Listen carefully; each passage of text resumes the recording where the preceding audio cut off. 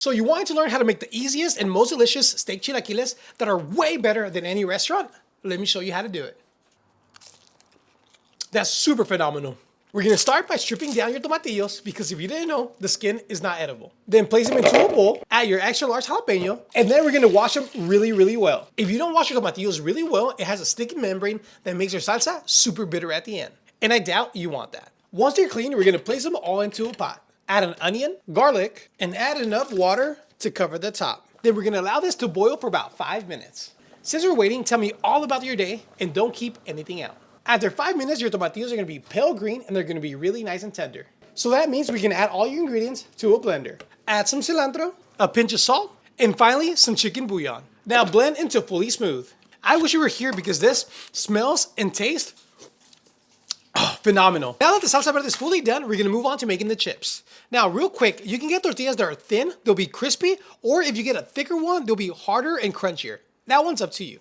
Now, we're gonna place down our tortillas, we're gonna get our knives, and we're gonna make one cut really fast. That's gonna make the tortillas be cut in half. Now, we're gonna stack it on top, we're gonna place it back down, and we're gonna do 2 more cuts.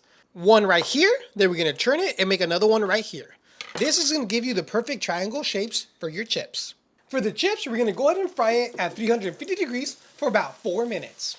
Make sure that you stir your chips really good. That way it gets crispy on all sides. Now, if you don't have a fryer, don't worry. You can just get a bottle of oil, put it into your pan, and then make sure it heats up to 350 degrees. I only bought this because I got it on special for like 40 bucks. Now, after 4 minutes, your chips have to be this crispy. It's low-key kind of hot too. Once the chips are fully fried, we're gonna set them to the side and then season it with a little bit of salt. Now give this a really good mix to get the salt in there. If my chips aren't this crispy, I don't want them. We're gonna grab your bottom round steak and we're gonna season it with salt, pepper, and garlic powder. I keep the seasoning simple because I wanna taste the meat, not 1,000 spices. Now to a hot pan, we're gonna add a little bit of oil. We're gonna allow the oil to heat up and then we're gonna place our meat down.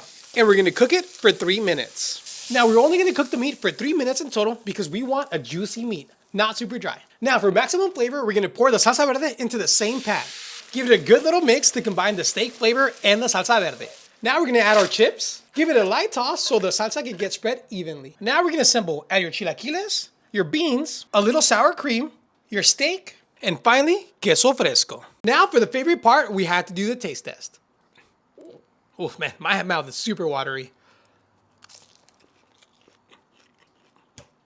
Oh, wow. That's super phenomenal. The tortillas are really nice and coated with the salsa verde that's packed full of flavor. Adding the beans, the sour cream, and the queso fresco makes this taste 10 times better.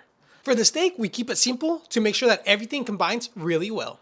With that being said, don't forget to hit that subscribe button for more easy and delicious recipes. And if you want something easy that tastes amazing, go ahead and click this one right here. And it's literally that simple.